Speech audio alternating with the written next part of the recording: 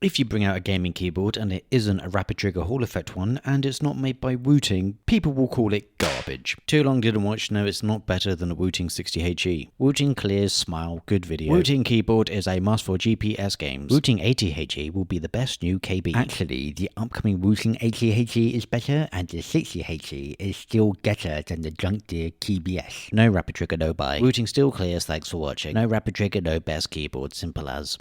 What if there's another option? This is the Q1 HE by Keychron. At first look, this has all the features that you'd buy a Wooting for. Rapid trigger? Check. Adjustable actuation? Check. Dynamic keystroke? Check. 1000 Hz? Check. Is it possible that we have a real competitor to Wooting? If I place my previous gaming keyboards experiences, I'd rate them like so. The 60 HE at the top, followed by the Drunk Deer A75, then the Lemo Key L1 Fight Me, the Huntsman V3 Pro Mini and the Apex Pro Mini, and in the depths of hell, the Roccat Vulcan 2 Mini. But where will the Q1 HE end up? Keychron has, dare I say, some experience in keyboards that could be to their advantage. However, they might still fail in the same area that others have. One thing is for sure, this Q1 HE is at least better in one thing. If you are unfamiliar with Keychron, they provide custom keyboards with your choice of switches, cases, with or without a knob, and if you want to build it yourself or not. But the key thing with their keyboards, at least from what I've experienced, is that, well, these are tanks. This won't get damaged in transit. It's doing the damage. I'll take it apart in a moment so we can really see the differences here, but there is a downside to this. The Q1 HE weighs around 1.7 kilograms compared to the 600 grams of the Wooting 60 HE. If I were to travel to an esport event like I used to once upon a time, I know which one I'm taking with me. The weight of the Q1 HE does provide a benefit in an area that the 60 HE kind of falls flat in.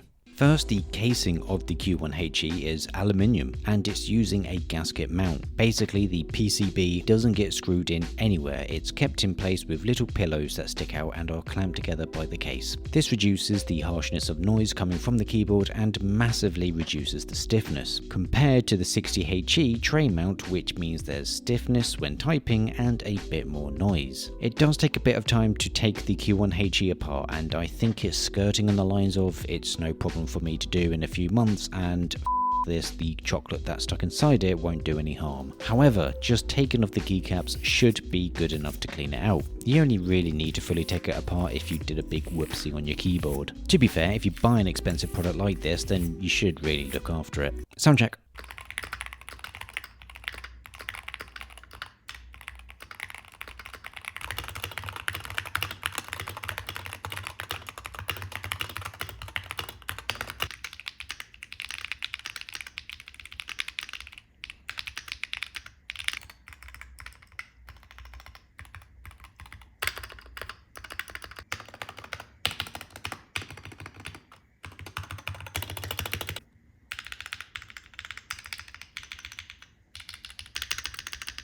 It sounds alright to me, a lot better than the 60 HE, that's for sure, and it comes like this. You don't have to customize this keyboard to make it sound better or feel nicer to type on. The switch this is using is the Keychron double rail magnetic switch. These are known as Nebula and have the same specifications as the Keychron Lekka switches that Wooting uses. However, the operational range at the moment is shorter on the Q1 HE, as I can only go between 0.5mm and 3.8mm, as opposed to the 0.1mm and 4mm on the Wooting.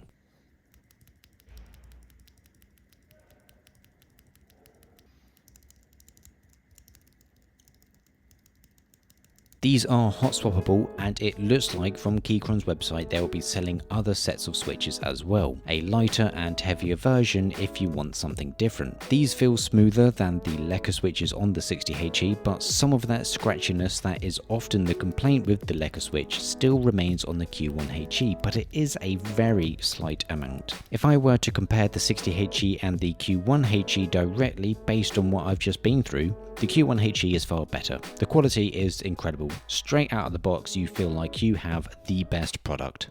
Now it's time for the biggest challenge that makes most 60HE competitors fall apart: the software. Based on my previous experiences, we've seen a few issues come to light in this area. First, you have the big manufacturers that have pre-existing software for their ecosystem of products, and some poor developer is tasked with adding some pretty complicated features within the confines of the brand, and it often results in awful UI navigation and limited features. Then we have the newer manufacturers that lack the development time, budget and personnel to get the software up to standard. An example of this is Drunk Deer is like just 3 people. Wooting set the standard and everybody has been playing catch up, but from first glance it looks like that gap is now closing. As we can see, there's a lot of similarities to the Wooting already. We can set the actuation for individual keys including rapid trigger, and you can set the sensitivity of rapid trigger. There's even a little switch here so you can get a good idea of how a press feels. That's not all, the other